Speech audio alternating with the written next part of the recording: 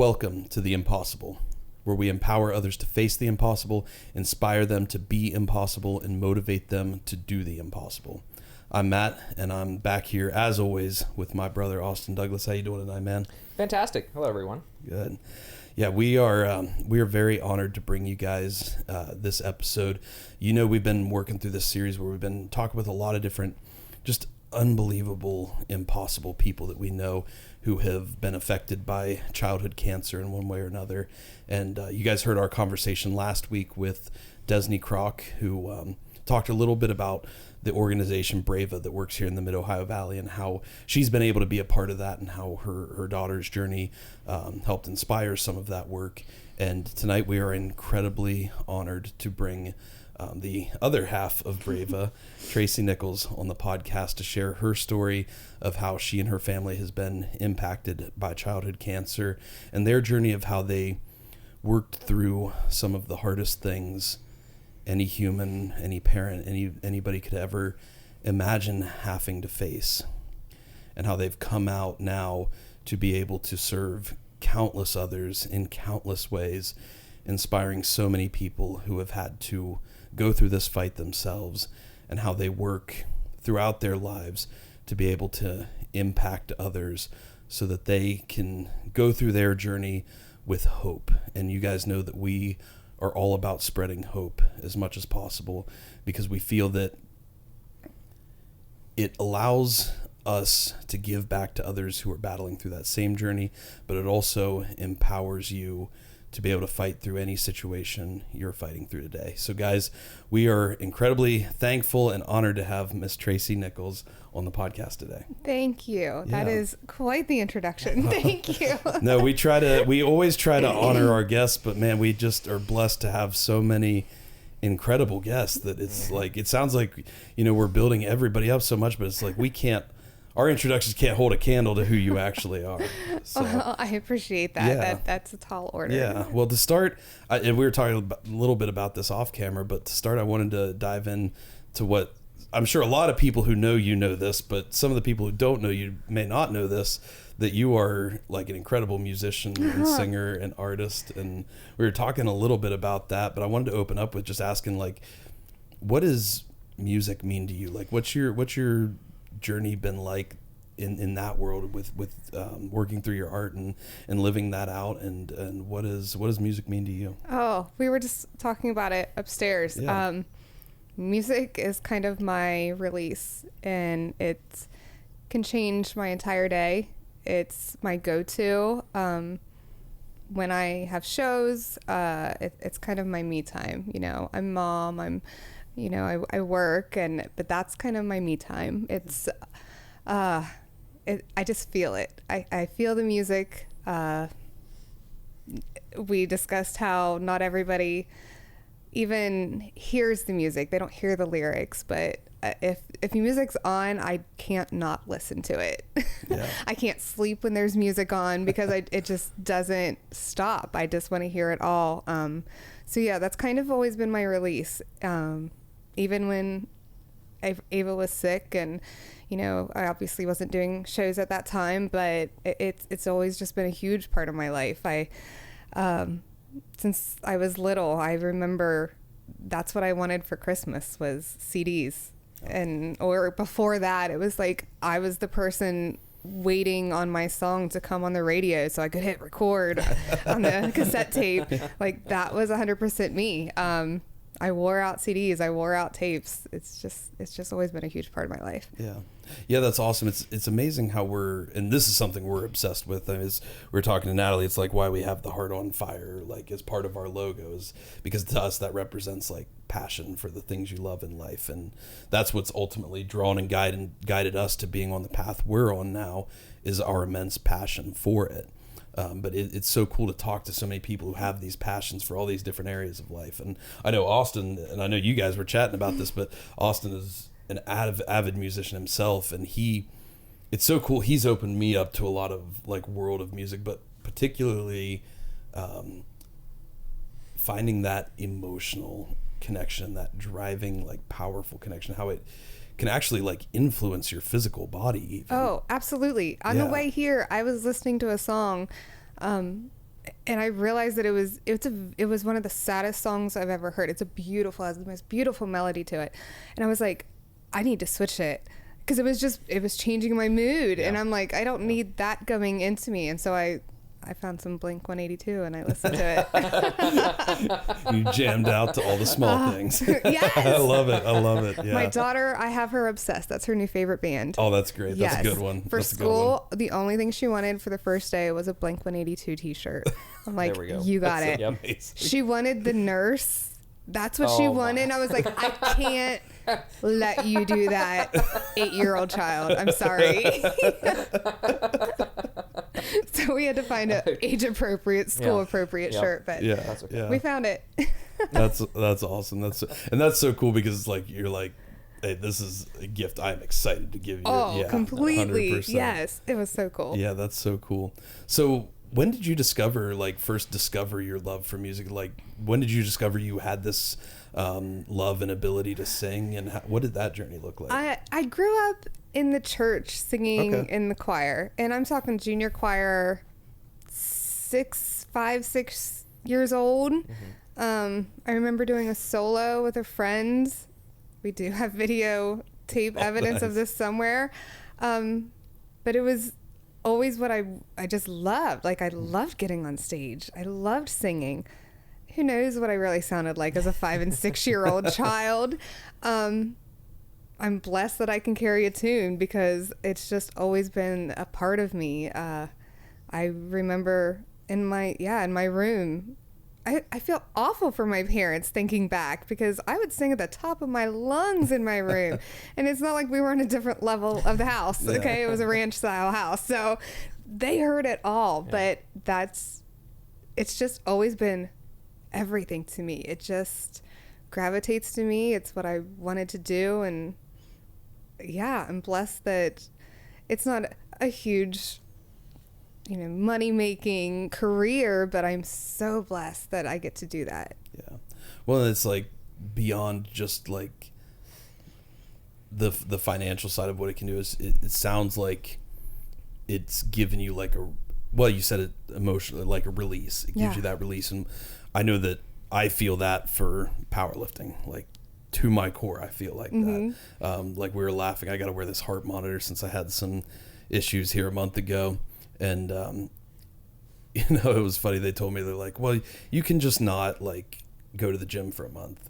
And I was like, that's not an option. No, I can't. Like, that's not, you don't understand. That's not an option. And I think it's, we all have these things that we're just drawn to in life. And what amazes me is it's like, everybody has these things. So many people that think like, oh, I'm just this normal person. Like, there's nothing special about me. There's, nothing I have that's different or cool. Like, yes, you do. Like, you've got these things that like call to you, that you're drawn to. And we believe that's like the beginning of finding these passions for life. And ultimately they can serve you in so many ways, and you can find so much value and worth in those. But not only that, it allows you to open up and serve others through those gifts or those passions or those talents.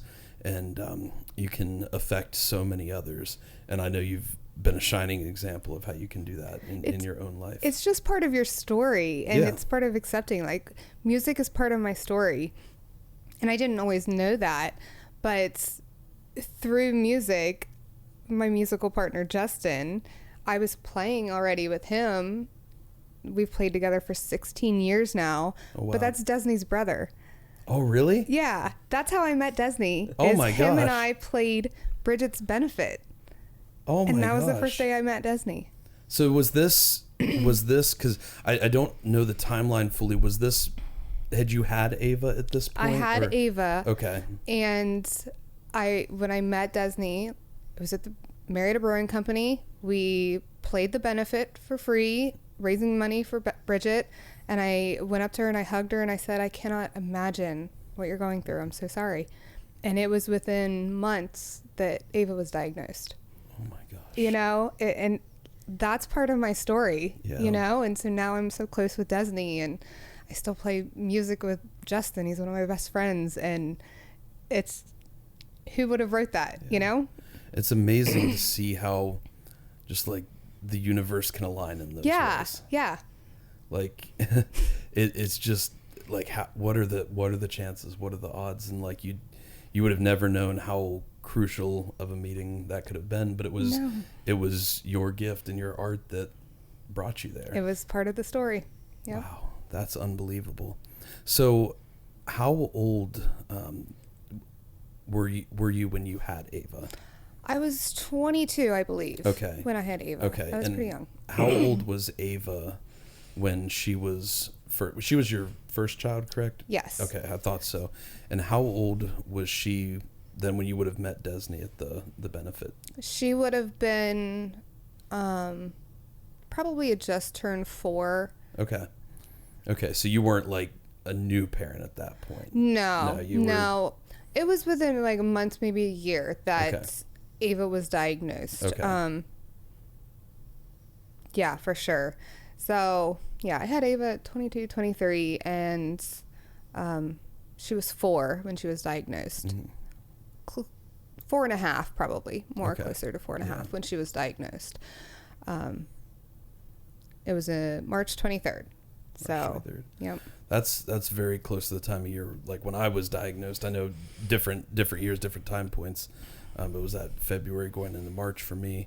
And I know that like when you become a parent, especially like a new parent, like your first child, like this was something I wasn't used to be able to speak to. And now it's like, I feel like I could speak to it so clearly, just that feeling and how I don't like to personally say that it changes your whole life. I've always said that it like enhances your whole life. Right. Like everything you do now has infinitely more meaning than it ever did before. Yes. And I think that's just such a like one of the coolest things I've ever experienced. And so I know that can be like a very powerful time period in your life. And I can't speak yet to whether that like changes as you go through life or not. I know you can, because your kids are growing up so fast now, but so you met Desney when Ava was 4 years old and had to face this. And I know that this is already something that's like so hard to face. You know, you see another parent going through a tragedy like that, and you think like, oh my gosh, like I can't imagine what that would be like. And that's just something you say. Yeah, yeah. You know, it's just an automatic thing. You're like, I can't imagine. Yeah, but I mean, I think it's like the reality too. Like at the time, you can't. Right. Like it's hard to even think like what would that be like, and it just makes you sick to even think about. And then little did you know 4 months later you would be facing the same very similar thing. Yeah. So Ava was 4 years old when she was diagnosed with childhood cancer. Yeah. What type of cancer did she have? So she was diagnosed with DIPG, which is a brain tumor that is located in your brain stem. However, it's not a solid tumor. So she had always been a very healthy kid. She was our only child at the time. We had actually been trying for quite a while to get pregnant again, because every night all she prayed for was a baby brother or sister. Yeah. You know, some things God definitely has a hand in, because I look back and compared to when we started trying, I would have been due about the time that she was diagnosed. So it's a blessing looking back that it didn't happen right away. But she was always a healthy child. Never had any big issues with her. You know, your typical bronchitis every now and then as a baby, and then she was fine. It was probably a Thursday or a Friday. We took her out to eat at a restaurant, and I saw her eye turn in. 4-year-old, and I was like, huh, what was it? It didn't stay in. It went back, you know, and I was like, she's learning to cross her eyes, you know. But it was enough that there was like a mommy red flag that I was like, oh, okay, all right. By Sunday, we had gotten her first big girl bed. Like she had a toddler bed, crib and a toddler bed, you know, and we got her first big girl bed. And it was her room was upstairs, and we were taking her up to see her new big girl bed, and she crawled up the stairs. And I was like, what is that about? and she went to get on the bed, and she couldn't jump on the bed. It was like her coordination, her everything had just gone. And I was like, why are you crawling? And she's like, I don't know. And nothing was hurting. She wasn't complaining about a single pain in her body whatsoever. It just, something wasn't right. Like, all of a sudden, her balance was very, very off. And I remember telling my husband that night, I said, we've got to take her she's going to the doctor. She's going to her pediatrician tomorrow. And once again, it's not something you ever think your kid is going to have. You know, you never think it's going to be my kid. But I said that night to him, I'm afraid it's a brain tumor. And he looked at me like I had 7 heads. Like, what? That's insane. Why? And mommy gut, I'm telling you, it is a real thing. And I always tell the parents, that mother instinct, I knew something was seriously wrong. I had no reason to think she had a brain tumor except for the past 24 hours. So yeah, we took her to her doctor, her pediatrician, Dr. Daly. Love her, and it's amazing that we had such a good relationship with her. You hear so many horror stories, Destiny's being one of them, where it takes so long to find a diagnosis and everything. We took her in, and I did not even finish saying the symptoms, and Dr. Daly was out the door on the phone with Children's Hospital. Like, she saw it, she knew it. It was an immediate go to Children's. So I'm very blessed that we didn't have that imbalance of months of trying to figure out what the diagnosis is. Because with that type of cancer, any type of cancer, time is of the essence. Time is of the essence. It really, truly is. But I mean, we went to Children's, and they had done a CAT scan down here. They sent us to the ER here first, did a CAT scan. Something's there. That's about all you get from a CAT scan. We're like, okay. So we go up to Children's, and they do the MRI, and they come back, and I told him it was our neurosurgeon at the time. Well, he hadn't done it yet, but he knew he was going to be. He was in the room. He is the one who gave us the official diagnosis that it is a brain tumor. We believe it is DIPG, and it's not operable, and there's a 0% chance of survival. And my husband and I both, I don't know how many times we asked the same question in different ways. Like, it did not make sense to me at the time that it was not operable. I mean, you do brain surgeries all the time. Like, what do you mean it's not operable? Okay, she has cancer, take it out. And it just did not comprehend in my head at the time that it's not operable. There's nothing they can do. It turns out with this type of tumor, it's intertwined. It's not a solid tumor. And because of its location, it's everything that controls your breathing, and it controls your heartbeat, and it's the vital parts of living that it controls. So if you go in and try to cut it out and you hit anything, it just can't be done. Yeah. It's intertwined in the entire tumor. So, you're kind of on autopilot at that time. You're hearing the words, but you're not comprehending them. However, they tell us it's a 0% chance, 6 months max is what we have. And so we asked for a second opinion, because at this time they hadn't gone in, they hadn't done a biopsy. We do get told that there is the slightest of chances that it is a different type of tumor. If that's the case, it's still a very low % chance of survival, but it's a completely different regimen for treatment. And so they told us how incredibly risky it was to go in and even do a biopsy because of the location. We knew that we could have lost her on the table right then. But we felt like we had to at least try that, because what if it's one that has a 10% chance of survival, and I choose the wrong treatment, and it's all because of that. So we decided to do the biopsy, and that's when her neurosurgeon is the one who told us, it's definitely DIPG.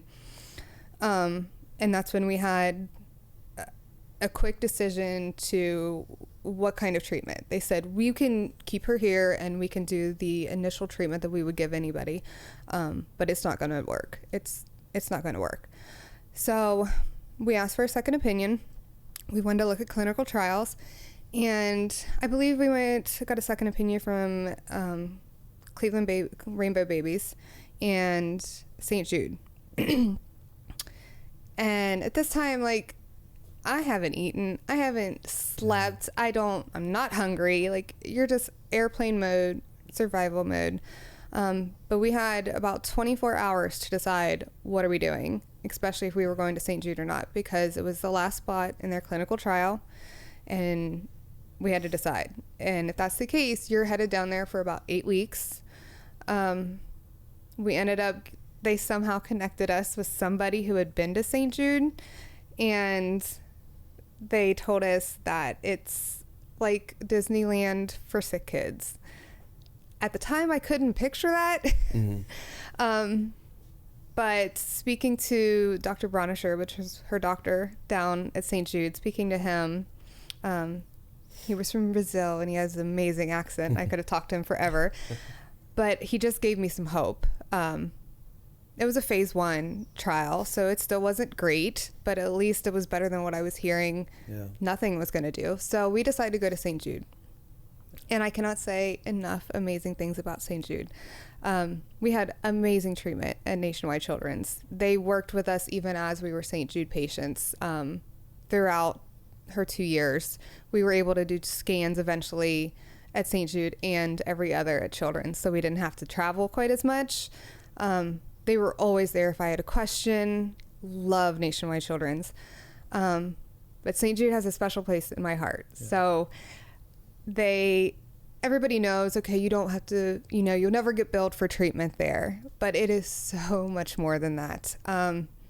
So they have a place called the Grizzly House that is essentially a hotel, and it's in the parking lot of the hospital in Memphis. And they put you up there free of cost for any short-term stay. So initially that's where we were. That is actually where we met another family with a child who had DIPG, and we became family friends with them, and our kids got to know each other and everything. His name was Espen. So they set you up in the Grizzly House. Because we were staying longer, they put us up in the Target House. So the Target House, it's a little bit of a drive away, but there's 2 Target houses, and completely made and sponsored by Target store. It's 2-bedroom apartments for the families. Oh, wow. For free. Yeah. So we had our own 2-bedroom apartment for the whole time we were down there doing radiation. The first floor is all like celebrity themed rooms. There was an Amy Grant music room. There was a Shaun White gaming room. There was a Brad Paisley game room with like pool table and stuff. Pretty much nightly, the community would come in and make meals for everybody, and you could go down and get your food, and local churches and stuff. St. Jude gave us a $100 Kroger gift card every week just to go get groceries. And I'm like, people don't know about this stuff. Yeah. They just do so much more than the treatment. They go above and beyond. The people at St. Jude, they really do live, eat, and breathe what they do. She ended up having a seizure closer to the end that left her unable to move her arms and her legs. So she ended up having to have a special wheelchair. St. Jude got it for us. They're just so much more than people really know, and I want people to know how amazing. That's awesome. I'm really glad you shared that perspective on St. Jude, because I've never really known a lot about St. Jude's. I knew they were an option. It was between them and Nationwide. Like when I had my cancer, I knew they were an option, but we ended up going with Nationwide because we felt really good with them, and they were 2 hours away as opposed to like 9 hours away. 9 or 10 hours, in case something went wrong. Yeah. Which, thank God, because something did go wrong. But yeah, I'd never really known a lot about St. Jude's. The only thing I've really known is I see their commercials a lot. And I'll be honest, I've said before, like, I don't always love the commercials because they tend to show a lot of really like sad, sick, kind of like broken down kids. And I know that is the reality sometimes, but you know, we've always focused on the side of like, man, these kids are so strong and so vibrant. And so I've never really like had that connection in my brain, but again, I've only ever seen the commercials. So it's amazing to hear that perspective that like they do that. Like that's unbelievable. And you think about like they did that for you guys, and to think they're doing that for thousands, tens of thousands, however many other patients and families. And it's like, that's unbelievable. It's unbelievable to think about sustaining an operation like that. Yeah. Unbelievable. That's incredible. I'm really glad to hear that like that is the level of their organization. Yeah. And that was, I don't know how many years ago. I can only imagine what they do now, you know? Yeah. That's incredible. So you go to Nationwide, correct, where you got the initial diagnosis. Right. And then you went to Cleveland and St. Jude's for outside opinions and perspectives, which we are always big fans of that. Like Austin's done that. You know, I've done that for a few of the things I've battled with after chemo, because you just, it never hurts, and it's always good. I found it very hard. I told him upstairs, I found it very hard to ask for a second opinion. I did not want to offend her doctors that I loved at Nationwide. I mean, they seemed pretty confident that that's what it was, but I didn't feel like I had at that moment, I didn't have my mom voice yet necessarily. You know, throughout 2 years of treatment, you find your mom voice, and you very much realize that I'm my only kid's advocate, and it's okay when I have to speak up. But at that time, it was just still too new, but I found it very hard. But they were so sweet about it. They were like, no, we will get you the numbers. We will reach out. We'll send them everything. So they put my mind at ease a lot. Yeah. And that's good that they did that, because it does happen out there. I think it's increasingly more rare, but you do see that from time to time where there are some healthcare providers that think, oh no, I'm right. Like this is what it is. And they, you know, people can get offended when you question them or their expertise and their knowledge. But yeah, I don't think you would ever experience that at Nationwide Children's or St. Jude's, it sounds like. And like you said, like if somebody's going to get upset about you asking for a second opinion, they probably shouldn't be your doctor. Yeah, that's kind of a red flag in itself. Yeah. And I realized that later. It was just at the time. I was younger. There's so much happening. You're young. You've probably never been faced with a major medical situation like this before in any respect. So there's so much going on. It would be so hard to take everything in. I do want to go back a little bit, because I feel like most of the stories we've brought on this show, including mine and Austin's, you know, like that moment of diagnosis is always a very powerful moment. But I've never heard a moment before where there's just no options presented. And like, this is what it is. 0% chance of survival. There are no options. And I can't imagine like how do you, because it's hard enough to face it when there are options, you know, but at least in that case there's a path forward. How do you begin to wrap your mind around that when at least initially you were presented with there is no path forward? Like I said, I couldn't wrap my mind around it. What do you mean you can't operate? What do you you know, like I had already had in my head, she has a brain tumor. Like that was already registering with me before we even got there. I thought that, but it never crossed my mind that you can't do anything about it. Like that might, my daughter's going to die. You don't hear that too much anymore, honestly. No. And it's good that you don't hear that anymore. To this day with DIPG. You still cannot, there is still no cure for DIPG.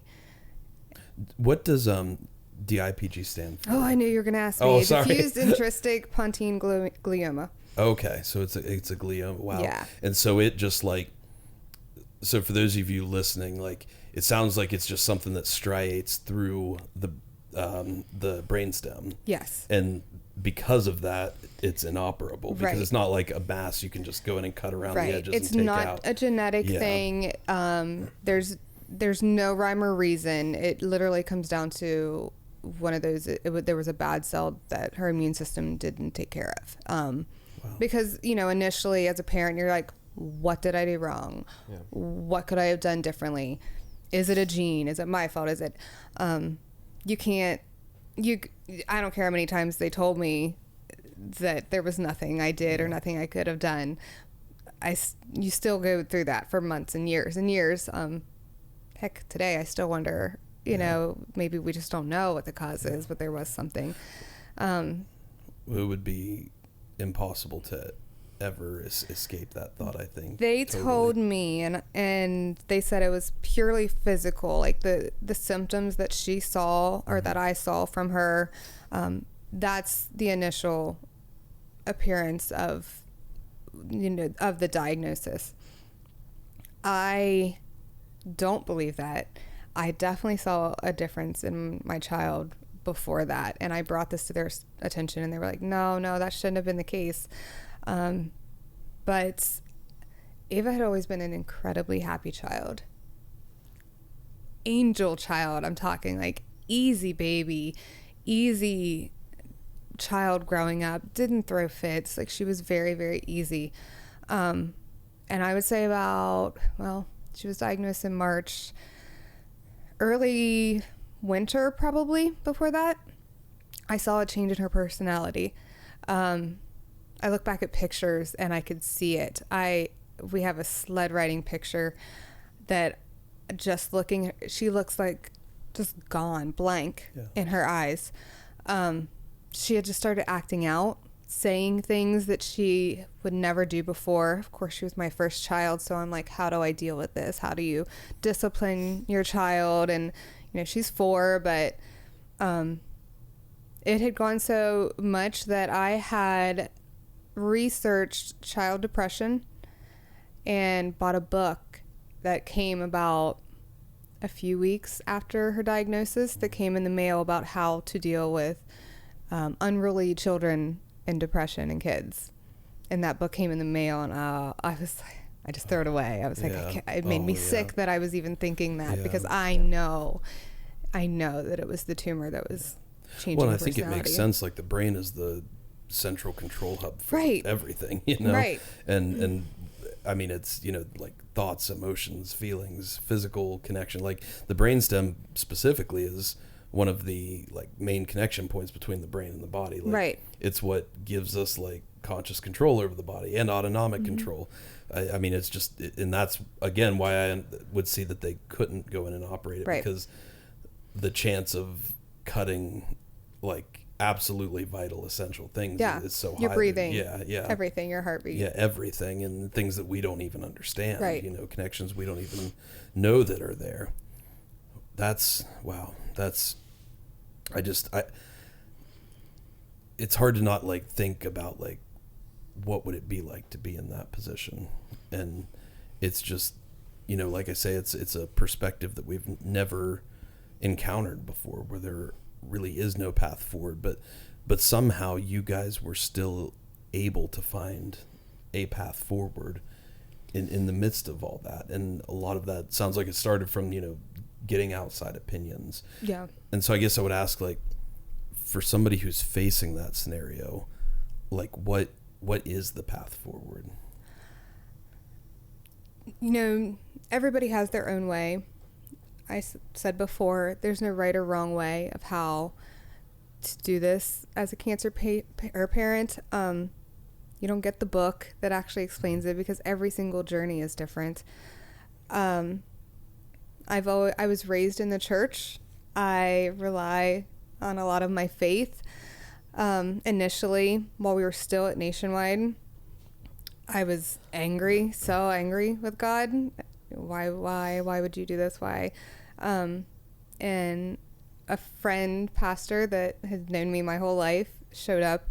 Didn't ask him to come, but he showed up, and he talked to us, and he was, he kind of gave me my way. He said, God didn't do this to your baby.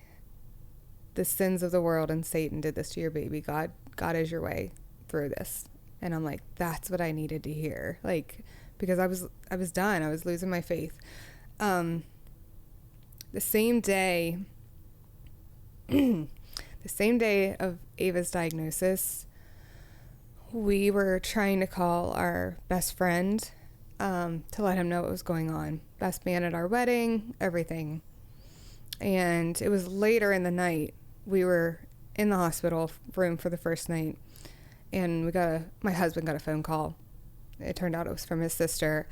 They had found him passed away from a brain aneurysm that day. I personally believe that he took her place that day. I think she probably was not supposed to be there, and he took her place that day because there was no reason to think that would have happened. So I just believe God was there. God has always been there with me. Even when I didn't feel it, I believe her Uncle Steve is what we called him. Mm-hmm. He was always there with us, and he helped us through it. That's, again, you can't put words to those moments in life. And it's like, whatever you believe, it's proof that there is like something. There's happening. more. There's something. Happening. Yeah. Even if we don't understand in any capacity, like what it is, but it's just really hard to like turn away from those moments in life. So you guys then went, how long did it take to turn? I assume it probably was a pretty quick process. Did it feel like to a St. whirlwind? Jude? Yeah. Oh, to get it was to St. definitely. Jude's. I think we were down there within 72 hours. Wow. Because it had to be, because it was a clinical trial at St. Jude, you couldn't start any treatment up here and then still join the clinical trial. So, I mean, they had done, I think they started her on the steroids, but that was it up here. So we had to quickly get down to St. Jude and get everything started. So she ended up having an oral chemo. Okay. And then she did 6 weeks of radiation down at St. Jude. The radiation, I mean, first of all, the steroids are just, they're awful. I mean, they do their job by all means. It's the whole point is to reduce swelling and all that, which she had tons of. But they are a beast all of their own. You're starving, first of all, always hungry, so irritable, everything. And then because she was so young for radiation, she had to be put under every single day for 6 weeks. Gosh. So you can't eat before you get put under, but yet we're going to give you steroids that make you really hungry and irritable. It was a beast all of its own. We found out, they said at the very beginning, it's like a cocktail of putting anesthesia medicine. We'll find the right dose that she wakes up easily, she wakes up happy. So it took a few times of figuring it out, but by gosh, they figured it out where it was much easier. Oreos was her one thing that she wanted as soon as she woke up. So by golly, you we guys had kept Oreo Oreos. in business. Yeah. Whatever you want. Yeah. But yeah, we did the radiation down there, and then the oral chemo, which was, we essentially did that for 2 years. Okay. She passed away 10 days short of 2 years of her diagnosis. Wow. So, March 13th. So March is a really cruddy month. Yeah. But we had the chemo, so I was able to give that to her every night at home. Obviously, I never tasted it, but I was told that it was horrible tasting.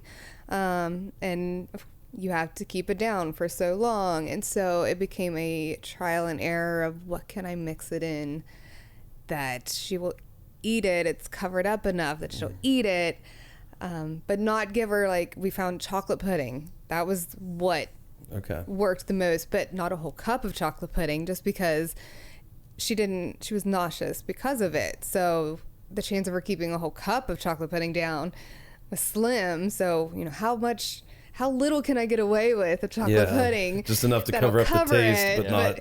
So it was a big trial and error thing, but I was lucky at least that I was able to do that at home, and she wasn't in the hospital for all of her chemo because it was every single day. I got very good at traveling with the chemo through airports. It's light sensitive, so it was in special bottles, and it couldn't go through the X-ray machine. And this was post 9/11, so it was fun getting through the airports with that. But I got very good at that because we would fly down to St. Jude for her scans after that.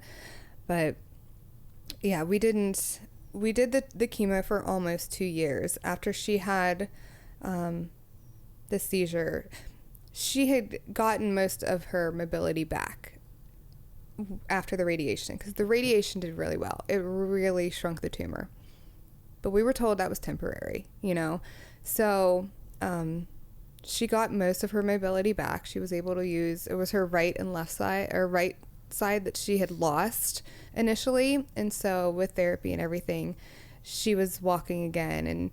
And we have an Ava tattoo. It's the first time she wrote her name again after after getting that back. So, but whenever everything started growing again, she started losing that. And then shortly before she passed, she had a seizure and kind of lost all that mobility. She lost the mobility. She lost her ability to talk. And the last good 6 months of her life was kind of like that. Wow, that's just an unbelievable journey. And so St. Jude's was actually able, initially you said, correct, that they thought she had like 6 months to live from diagnosis. Yeah. And she ended up making it just barely, pretty much 2 years. 2 years, yeah. Yeah. So St. Jude's was able to offer at least some level of treatment, it sounds like, in the form of a clinical trial. Why, and maybe there's not even an answer to this, but why was like radiation and chemotherapy not an option at like other facilities? The radiation would have been the same. Okay. The radiation would have been the same if we had done it anywhere else. It was mainly the chemo. It was just the clinical trial of what it was. It was a new type of chemo that we were able to work with her. That may somehow be able to selectively target that area. Yeah. See, that would be the other difficult thing, because if you have like a solid tumor like I had, or even other forms of non-solid tumors like Austin has, you can give chemo that attacks fast-growing cells throughout your body and kill everything observable back, and do other interventions from there if and when needed. But being mixed in your brainstem like that, I would think that would be the tricky part as well, because just like cutting it out, if you're trying to kill those cells, like, you don't know what you're killing, and everything there is vital. The way it was explained to us is, that's what chemo does, is it attacks the cells, right, and kills off the bad cells. The brainstem and the brain, there is a protective barrier, is essentially what it is. So getting any type of medicine that could even get to the tumor is the biggest problem. Yeah. So that's what this clinical trial, it was just a different type of, chemo that is trying to break through that barrier to get to the tumor. Mm-hmm. Wow. So she did, you said 6 weeks of radiation. Right. Yeah. And then was she doing oral chemo like basically the entire time of that? Every night. Every night. Okay. Yeah. Wow. And again, as you brought up, there's so many challenges, particularly for pediatric cancer, that like we don't even think about in the adult world. Like at an adult age, you're old enough to recognize, like, hey, I've got to take this medicine. It doesn't taste good, but I got to get it down. Mm-hmm. It's much harder to explain that to a 4-year-old. It's very hard. Going back to, there's no right or wrong way to handle it.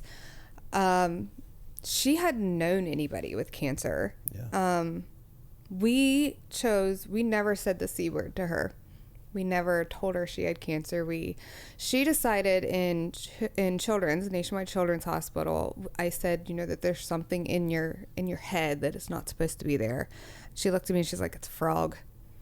And I'm like, literally my reaction, like pretty much the last thing I expected her to say. And I'm like, yep, totally. And from then on out, it was a frog. She's got a frog in her head.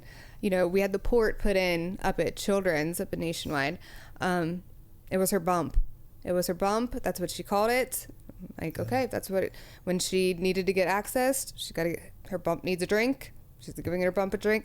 Like, we let her decide what lingo we were using, and that's what worked for us. It made it not scary for her, and nothing wrong with however other people do it, but that is just what worked for her. She came back home and everybody knows her. She had no idea why, she doesn't know she's the cancer kid. She just, she's like, thanks, hi. She didn't get it because it was just, we tried to keep it as normal as possible for her. Well, I think that's great, and there's a lot of wisdom to that. And I think you're right, though. Like, everybody's got to find their path forward, and that's for anybody who's been through this. I'm sure they feel the exact same way. It's like it's just, as you said, it's such a unique journey every single time. Yeah. That you can't assign a right and wrong to it, but it just never ceases to amaze me. The mind of a child, like just total confidence. Yeah, it's a frog. It's a frog. Just like that level of imagination is just. There's a beauty to that. There is. There really is.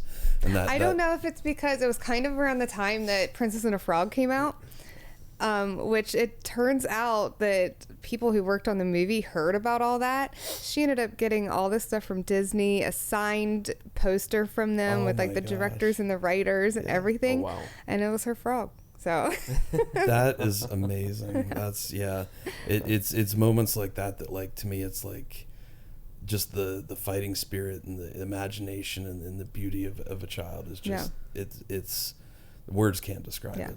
They can't. And it's interesting you bring that up, because that was going to be my next question, is like, how do you even go about, do you explain this to the child? Do you not explain? Like, what does the process of that look like? And I really think there's a lot of wisdom in your approach there, is like, let her decide the terms of her own journey, and it doesn't have to make logical sense, and it doesn't have to, it doesn't have to be this big ordeal necessarily, but just let her decide how this will go. It is. Each child is different. Each journey is different. Maybe your child has somebody who knows that's had cancer, and it's going to be twice as scary if you say that C word.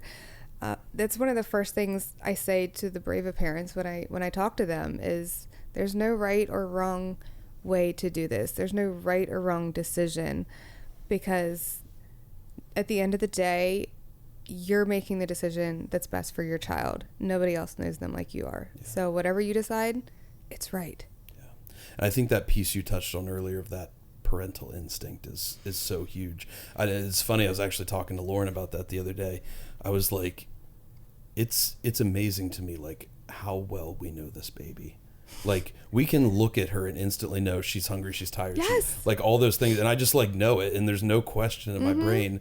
But I was like, I don't even know how I know that. I just know it, from just like the slightest little cues that like you would never pick up in somebody else, and somebody else would never pick up in your baby, and it's wild. I actually brought her because, we're blessed to have a good relationship with the cancer center here in town, and just so many, I mean, obviously they don't, they're like totally different practice than like something like St. Jude's, but still the people there have just unbelievable hearts of gold, and so we bring Lily by so they can see her and everything. And she's so cute. Oh man, she's just everything in life. But it's wild, you see all these other people interact with your baby. It's like immediately like 10 different things. It's like, no, you got to hold her like this, and she doesn't like this, and she loves this, and it's so funny just how much personality and uniqueness they have. And you know them. And I always tell parents that. I'm like, they might not have had the fever for as long as protocol says they should have had it before you go to the doctor.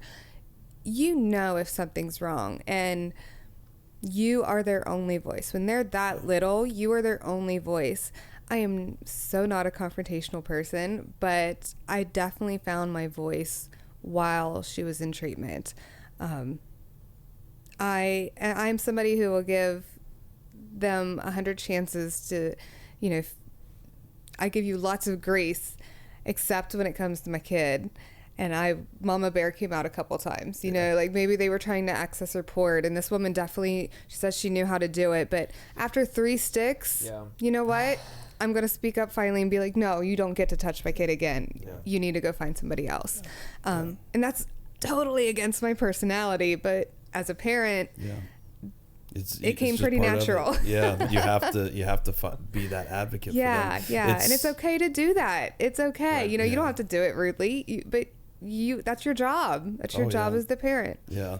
Well, Natalie, who you just met before this, and I think you guys would get along so well. Like she's also just such an incredible person like you. But she was telling us a story about how, like, because I think at first she was a little bit the same way, but she was the parent that, like, took as much control as possible, and that, like, is what gave her a path forward. Is I'm going to make sure every meds document, everything is good to go.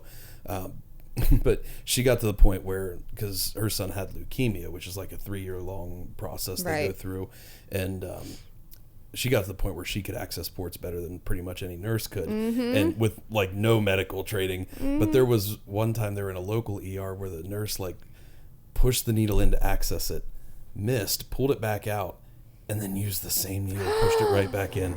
And I know when we heard that was our reaction too, and we just, like, we wanted to throw up for a second, because it's like ANC 0 at that time. It's like, oh my gosh.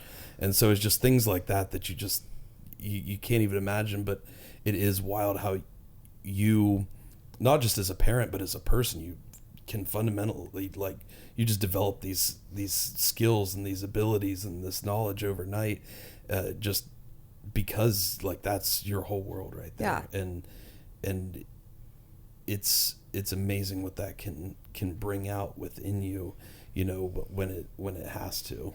But I think you're absolutely right. Like, you have to be an advocate for your child.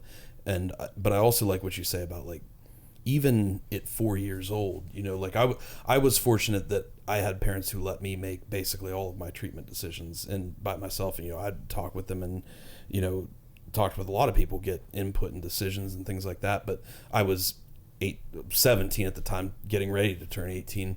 But for a 4-year-old, it's not always easy to, like you have to advocate for them. But I do think it's incredibly important, like you said, to let them have a voice in the process, whatever that looks like. Yeah. And I think that would have been so powerful for her, and had to be so powerful for her, just to be able to say, it's a frog.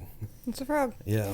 Yeah. I mean, it is the difference of the younger kids, and I deal with that with BrAva a lot, because my only experience is with a young child who had cancer, and you're convincing them that every single night they have to take this terrible tasting medicine that they don't. And I mean, it turned into, I would do anything to distract her just to get this medicine. You want to read a book? Okay, every page we got to take a bite. And, whatever game you want to play, like, whatever it took. But through BrAva, I've met more and more older kids that have the say, and it's, neither one is better, because as a younger child, I was able to influence my kid, and I could shelter her from what I wanted her to know and didn't want her to know. But it was hard because she didn't understand why she had to take the medicine. Well, then with an older kid, they get it. And that's a whole different type of scary. My daughter never once asked me, am I going to die? That never crossed her mind. And as an older child, that's on their mind. Yeah. And I'm blessed that I didn't have to handle that part of it. I was telling him about how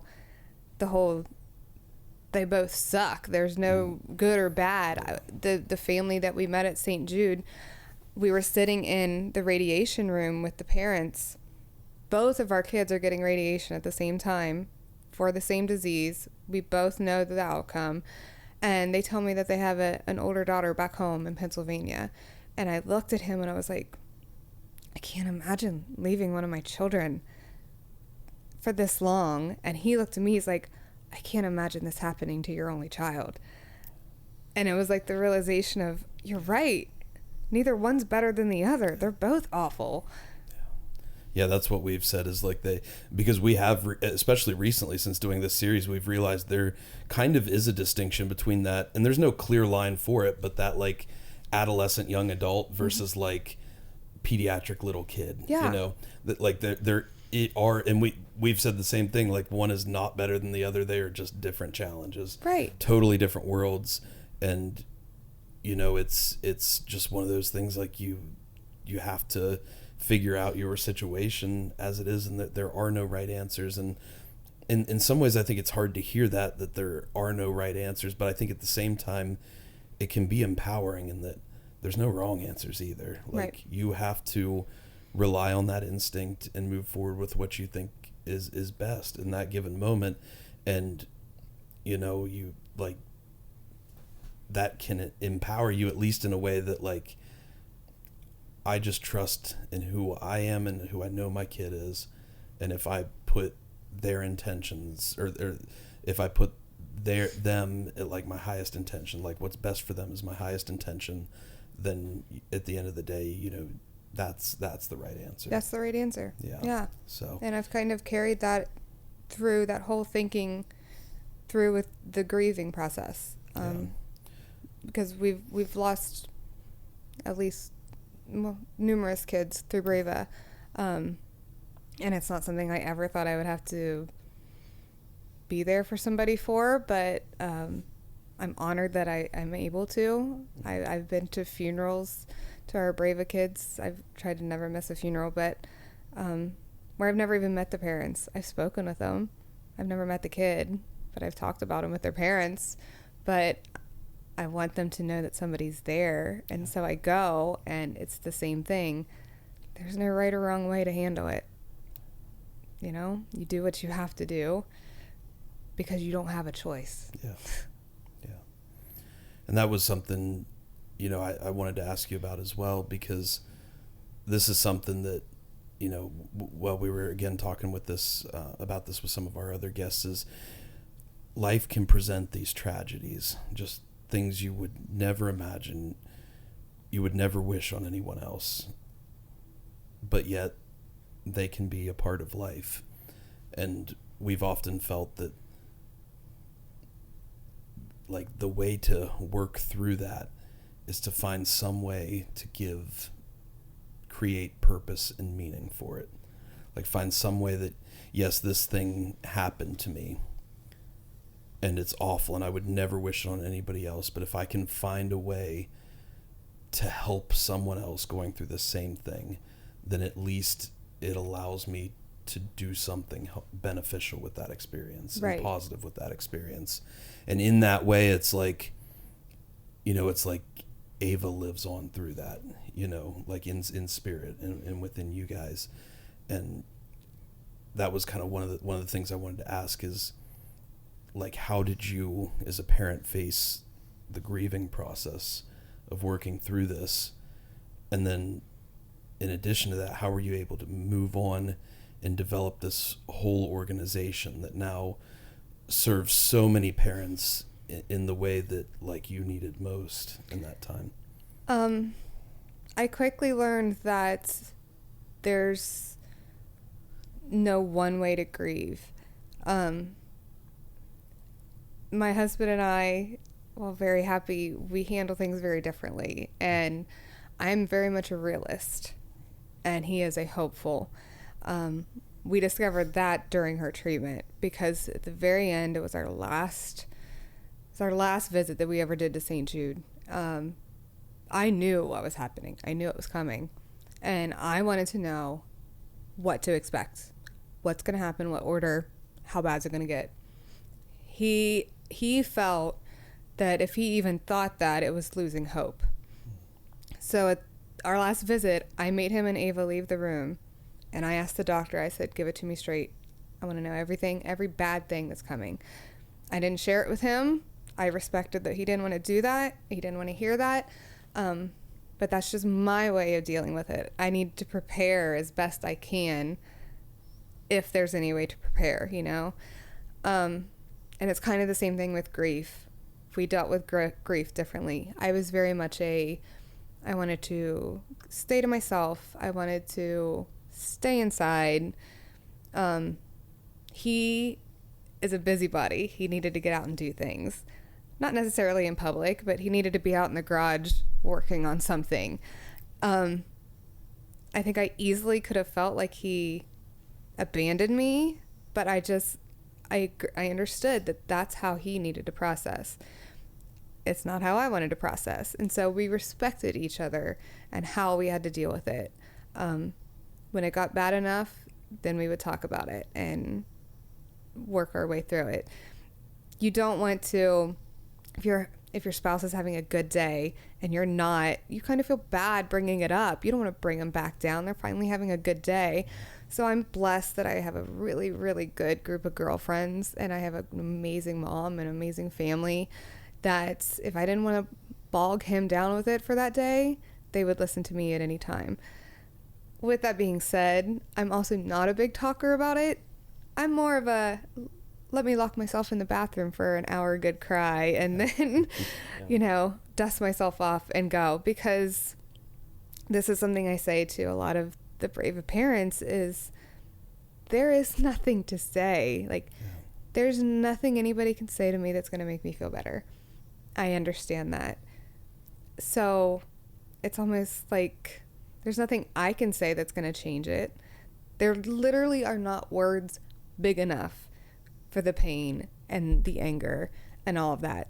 So I just believe in letting yourself have your feelings, but then always dusting yourself back off and getting back up. I never denied myself a good cry.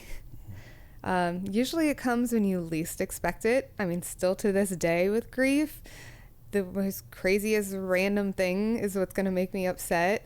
It's not the anniversaries necessarily. Those are coming. You kind of mentally prepare yourself for that. It's when you're out in a store and you hear Ava's favorite song or something that catches you off guard.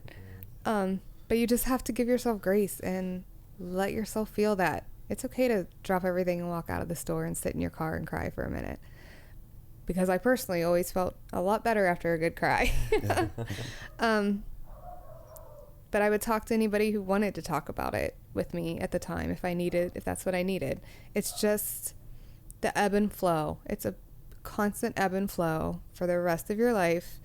The waves of grief. How they say the waves are really strong at first and then they get farther and farther apart. Ava would be 19 now. It's been a few years.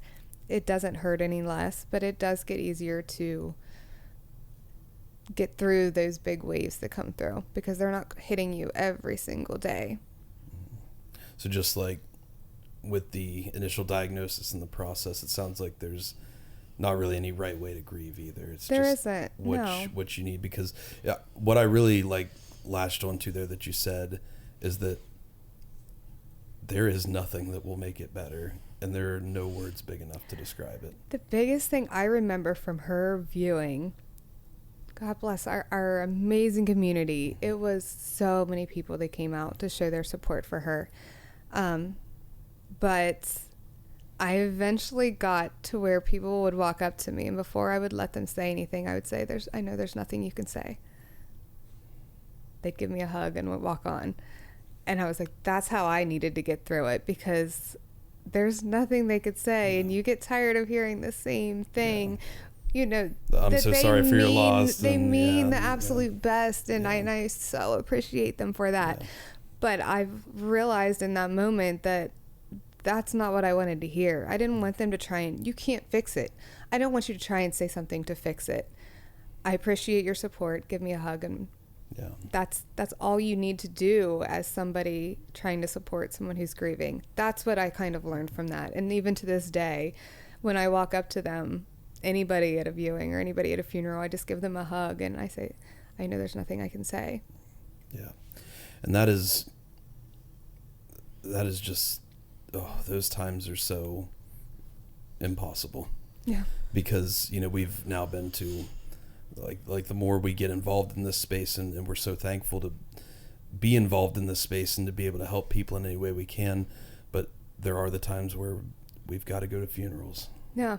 And I mean, I didn't expect this. Yeah. This wasn't what I had planned in my life to be that person. But, why this path was put in front of me, I don't know, but it was. And a big part of BrAva is keeping Ava's memory alive. One of the biggest things that I realized, not only I, as a parent of a, someone who's lost a child, is you're scared that they're going to be forgotten. That I know that was my biggest thing, that I didn't want people to forget her. She was such an amazing angel. I didn't want people to forget her. And that's why I always wanted to make sure I was at the funeral. And I know Desney mentioned how we always do Christmas cards and stuff. We send it to every child that was lost as well. And we send it to their parents. And I always write, never forgotten. And I've had more people mention those cards to me than kids that are going through treatment or anything. It's those parents that have lost a child and get that card, and they're like, "Thank you." Yeah, that's. I'm really glad you shared that with us, because it's not something I would have, like, as soon as you say it, it makes sense in my brain, but it's not something I would have immediately thought, like, that fear of them being forgotten. Yeah. Like, that's not something I think anybody else would immediately recognize until you hear it. But as soon as you say it, like, it makes so much sense to me. And that's just, it's so good that there's organizations like BrAva out there and people like you who are doing that for others. Thank you. Yeah, it's unbelievable. And that I'm thankful to hear you say that, because now it gives us an additional insight into everything we go out and do, like how crucial that piece is. Mm-hmm. And it is hard, because, like you say, that, and so much better than me, like, they're just not words for a lot of these situations in life, but yet somehow we still have to find a path forward. Yeah. And I want to be respectful of your time, but there was one other thing I wanted to ask about, just because I know there's people out there who are in these situations themselves right now and need, a voice or somebody with experience or voice to lean on, like, how do you do this? How do you work through this? And one of the things I had wondered, just now myself being a parent and thinking, like, one of the hardest things I would also think about this journey is, how did you guys go down the road of then having more kids? Because I would have to imagine that had to be a very hard part of that journey. It's really funny. So today I had to go to the grocery store, and my daughter wanted to come along, and my Blink 182 kid, she's my music kid. So she was so excited to listen to music in the car. Well, I ended up telling her about coming down here today. And I was telling her, well, why are you doing that? And so I explained what the whole purpose is. We're raising awareness and everything. Somehow she got on the topic of when I got pregnant with her and her brother, and she knew that Ava always wanted a baby brother and sister. And so I had this entire conversation today with my daughter, and she wanted to hear the whole story of how it happened. And I told her that, we had stopped trying after Ava got diagnosed. Obviously not a good time right now. Well, probably about a year into her treatment, that's all she was still asking for. And so I'm like, you know what? And so we started trying again. Mind you, with her, it happened quickly. There was not much trying to it. That was easy. And so I just assumed it would be like that. Well, you've dealt with infertility. And so that's what we were facing. I had been trying for 4 years, and it wasn't happening at this point. I was wondering if it ever would happen. She passed away, and I felt almost broken that I hadn't granted that request for her. I hadn't got to let her have a baby brother or sister. And all of a sudden, we were parents without a child. Wow. Like, she was our whole world. Everything I did, especially with her being sick, revolved around her. And then all of a sudden, what do you do? Like, what am I doing? You're just lost. You're very, very lost. Like I said, we have an amazing group of friends and family. Ava had amazing friends that were in that group. And she passed away at the end of March. Early on, beginning of May, we were going on a big camping trip. That was the plan. We were going on this big camping trip with our friend group. And my husband, David, told me, he's like, I don't even want to go. I don't even want to go. Like, we love all of our friend kids. But he's like, it just hurts. It just hurts because Ava should be there with them. I'm like, I know. I get it. And so the day we were supposed to be going, I got up and with 0 symptoms, I took a pregnancy test and it was positive. And I was so scared to tell him because, you know, false positive. Oh, dear goodness. Like, what if? Yeah.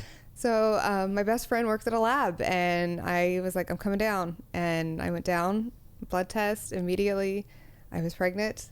And I got to go home, and here we're getting ready for this camping trip that we're trying to decide if we're really going on or not because he doesn't want to go at all.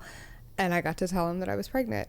And so it was about a month after she passed away that I got pregnant. And I fully believe that he was handpicked by her.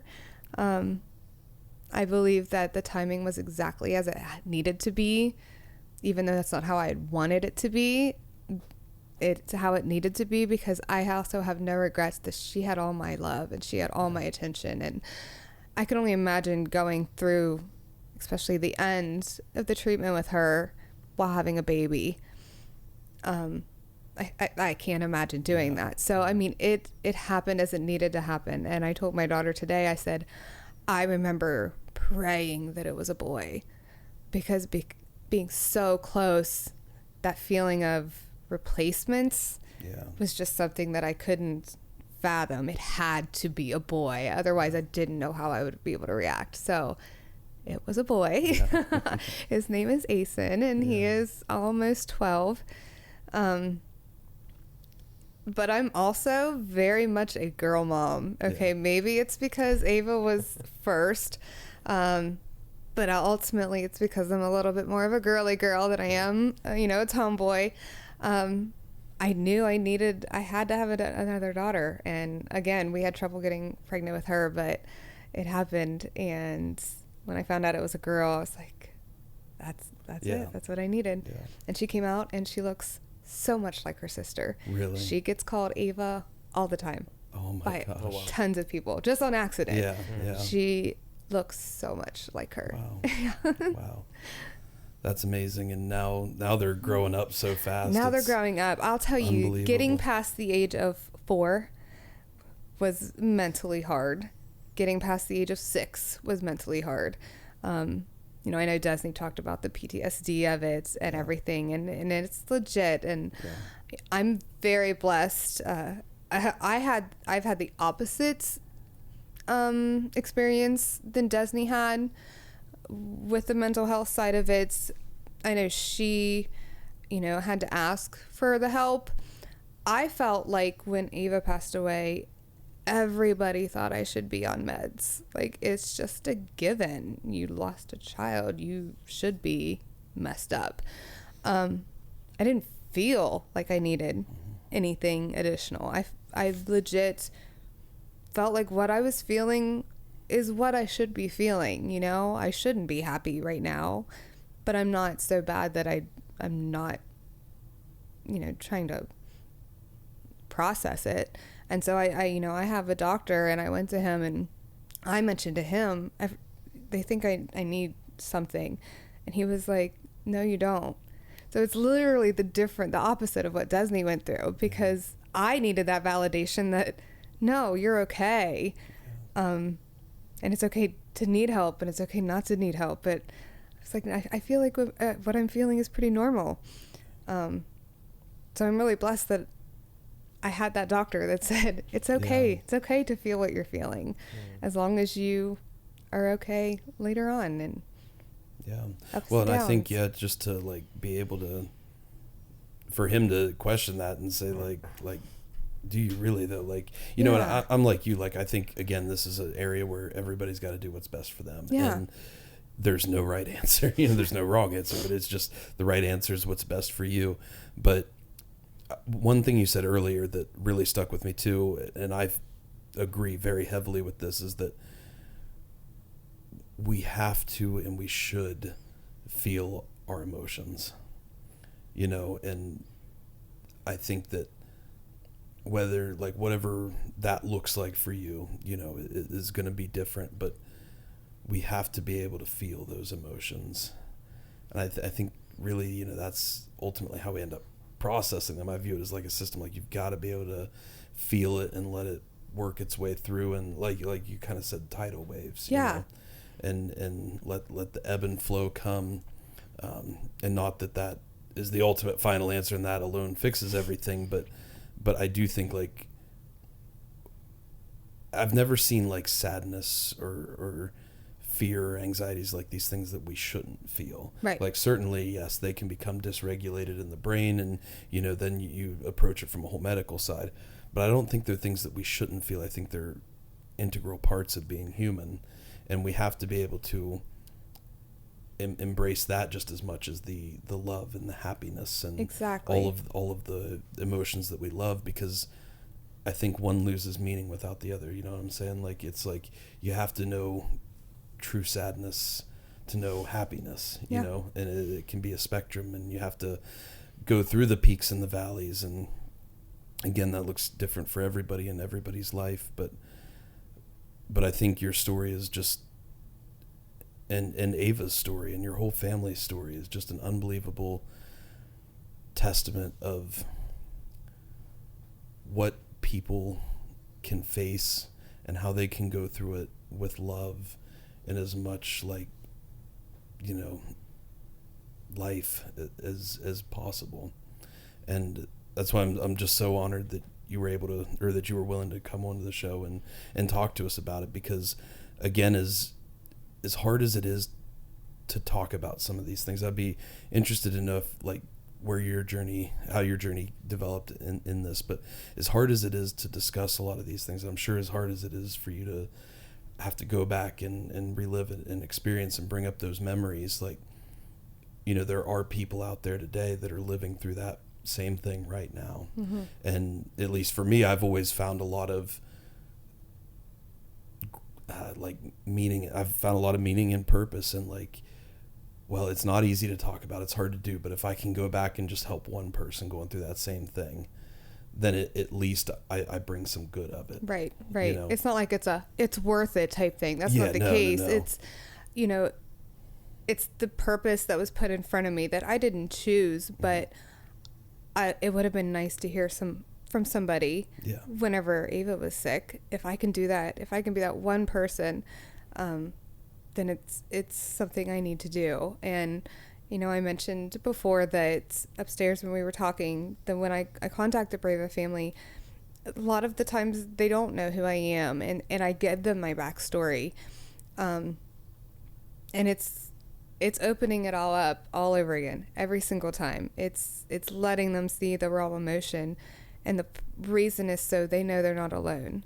You can feel very alone, and you really don't understand it unless it's your baby. So I need them to know that I do get it. And the whole reason is so they know I'm here, and they won't hesitate to reach out to me, which is not what BrAva started out the plan to be, you know? Yeah, Disney was giving us a little of the backstory there. Yeah. And it's stuff that I didn't even know myself that I was amazed to learn about, but just how things can unfold. It started out with, we wanted to help financially, you know, hey, if we can help a family out, that's great.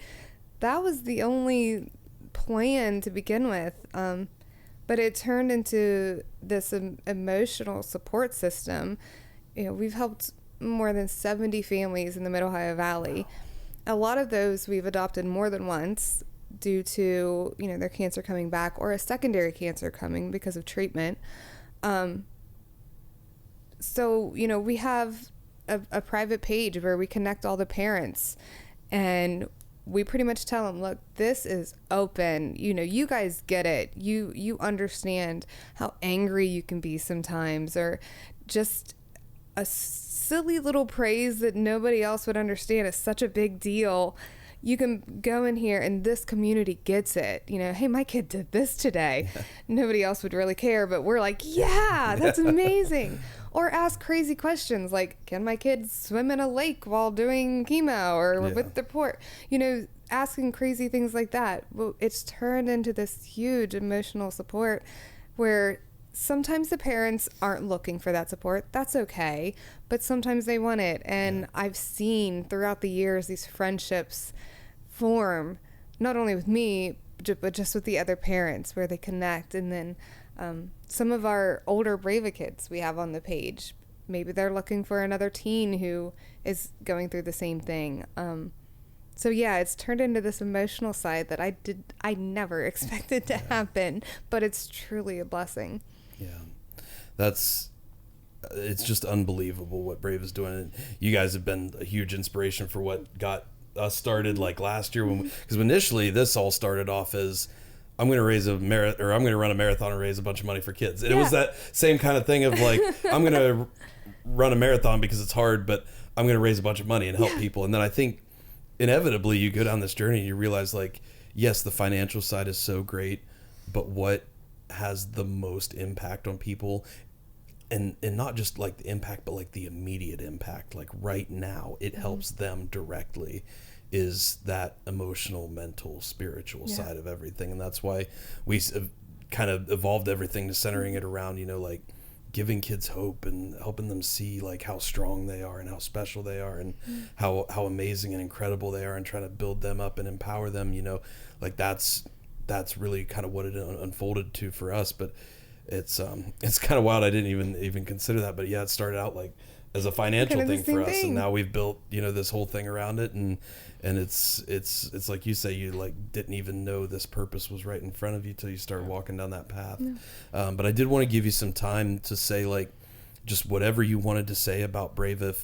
If anybody listening to this is, you know, like they hear about BrAva and they say, oh, I want to be a part of that, or how can I help? Or maybe like I'm a family going through childhood cancer right now, like how can we connect with you guys? Like, you know, just let us know like what's the best way to get in touch with BrAva and help out in any way.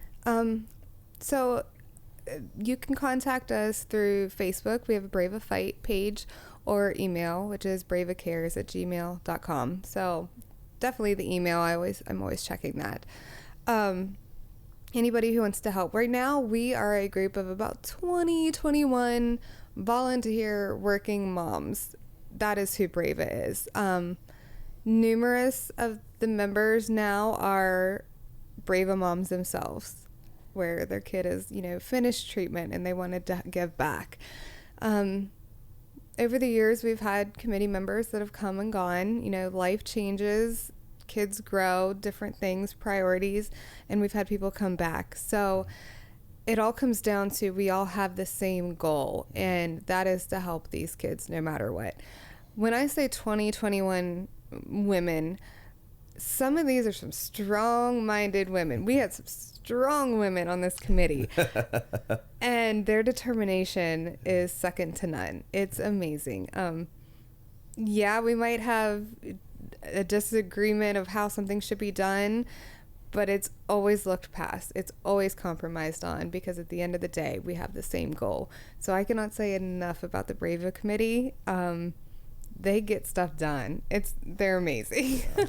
Well, that's what Desney was saying too. She's like, I've never seen a group run like this before. And I'll be honest, I've been on a lot of committees, a lot of groups, a lot of whatever, you know, and it feels like the same thing every time, sometime, where it's like all these politics and all this drama and people wanting their way. And then Desney was like, she's like, no, it's like something needs done, somebody does it. And it's just like, things get done. boom. Things get done. And I'm like, they're amazing. man, how do you tap into that? When you know, we, like, how do you? When we started the mom prom, which that in itself is that's a huge event. That came about. Do you know the backstory of that? No, I don't. So my best friend lives in North Carolina. Her name is Amanda, and at the time she worked for Cookies for Cancer. Okay. They were having a mom prom down there, which was supposed to be like 300 people. Approximately a month after Ava passed away, she called me and said, I want you to come down here for this mom prom. We want to honor you, along with 2 other moms. And I was like, no, Like, that sounds like literally the last thing on earth that I want to do right now, a month after my child passed away. She's persistent. She always has the best of intentions. And so she convinced me and another one of my friends from up here to go down there. And I was dreading it. It sounded like the worst time ever. But I mean, we did it. We got dressed up and we went, and I had one of the absolute best nights of my life. And I left there and I was like, it's because everyone there, they just wanted me to have a good time. Yeah. And for the past 2 years, I've felt guilty if I even smiled in public, if I even laughed in public, because you have a sick kid. What are you doing? You're not supposed to be out. Why are you out without your kid? Why aren't you home? Nobody said those things to me, but that's what was in my head, by all means, you know? I felt guilty for even being happy. And I was carefree for 3 hours while I was at this mom prom, where they told me over and over again, we just want this night for you, 3 hours of carefree time. And they just catered to me. And I came back and I told most of the committee about it. I was like, you guys have to come see this. So the next year, the majority of my committee, the BrAva committee, we all went down to mom prom. And I won a Tony Stewart hood of a car. Okay? I don't win anything. I am the most unlucky raffle person ever. I won a signed Tony Stewart hood to his car. How am I getting that home to Ohio? That's what I was thinking. Yeah. What do you do with that? I'll be honest, I didn't realize how big a hood of a car actually is once it's off the car. We had a minivan and we made it work. It came home with us. Yeah. And we had quite the adventure. And on the way back, everybody had such a good time and thought it was so magical. That was in September. And we're like, we got to bring this back. We got to bring this back. And the next April, we had our first mom prom. Sold out for 300 people within less than 2 minutes. And it's kind of been the rest of the story. Now it's like one of the events of the year for this community. Like everybody knows about it. People love it. And they get very excited, very passionate about it. They do. I think it's just awesome. Community has rallied behind it like no other. And we always have our BrAva moms come, and that's when they get to see each other, and that's when I get to see them and their friendships that they've actually built, and they're taking pictures and they're all dolled up. And once again, it's all I want for them is to have a few hours of carefree time with no judgments and feeling the support of 500 women there just to support them. Like, that's what the whole night is about. And that's amazing. Incredible. Yeah. And we're just so thankful that like you guys are operating in this community and helping out so much, because it feels, and I don't know if it's actually getting more common or not, or what's happening, but it just feels like you turn around everywhere and there's a new kid. And I've always wondered that. I'm like, is it more, or is it just because I know about it? It's like, it feels like it's more, but at the same time, we're always getting more involved. So maybe we're just here about it, so you never know, but it just, every time it feels like that, there's always that initial just like stab of pain. And then there's just that, like, it almost feels like, all right, suit up and we're going to go help this kid, and I'm sure it feels a lot of the same way for you guys, but I'm so thankful to have BrAva in this area helping kids at the level and families at the level you guys are. Thank you. I am grateful for what you guys are doing. I think it's amazing. I mean, you probably don't remember meeting me for the first time. I actually, the first time I remember was at Little Warren Elementary, and Bridget and Desney were there, and Bridget was giving out bags. The BrAva bags. Yeah, the BrAva bags. Yes. Okay. Yes, that's what I remember. That all started after you, after you were diagnosed. Oh, yeah, because was I like the first kid to get one? Yeah, okay. I do remember that now. That's all coming back. Yeah. Yeah, but you know what's wild is, and Desney said this on her podcast, and I didn't remember it at the time, but it's a perfect example of how these things we say to people and these things we do for people, they don't even have to consciously be aware of it at the time. sometimes it just sticks with them and changes their whole life. But it was that moment of, and I remember this moment very clearly, of being at the 2014 relay, and I spoke there, and I was still like reeling in the like angry confusion, just like, I don't want to be a cancer kid. I just want to go off to college and be a normal kid. You know, I was still in that kind of phase of things. And then Desney brought up, she's like, I don't know if you remember this, but like, you were that kid once. And she's like, I told you, like, I forget how she said it, but like this is your way you can help them. They need to see you. And it's like, I just know who I am. And I know that her saying those words just immediately would flip a switch. Yeah. I'm like, all right, this isn't, and I was just talking to Leo about this. It's like, this isn't, these are awkward things to do, but this isn't for you. Right. This is for all the other people who helped you get here, you know? Right. And it's like, but to me, it's like, I look at that, I was like, that, and you guys doing the BrAva bags and seeing BrAva back then, and then Desney saying that to me, like, that would have been such an underlying subconscious foundation for everything we're doing now. Yeah. So Look at you just now. so thankful for you guys for, you know, doing what you're doing and inspiring kids like me and like Austin now to go on and change the lives of other people in any way we can. Well, So thank you. Thank you it's very cool. much. Yeah. It's truly an honor. It's an honor that I hate how I get to know these people, but it's an honor that I get to know the BrAva families. Because there's not a lot of people that can help them in the ways that you can help them. No. And like you said, it is simply from the fact that for these parents who have lost children, you're somebody who understands that. And a lot of times that piece alone is so huge for somebody else, because like you said, like it sounds like you didn't really have anybody like right there to talk to that had gone through that. Right. And that's how I was back, you know, when I was going through what I went through. I didn't really have anybody that was like, that I could look to as like a peer or somebody, or like Right. somebody that went through this, that like, that, oh, I could be like, you know, like that person gets it and look Yeah. where they are now. And so we try so much to be that for kids now. But yeah, that piece can be life-changing for people, and it can save them so much. It doesn't save them pain, I feel like. It doesn't change the situation.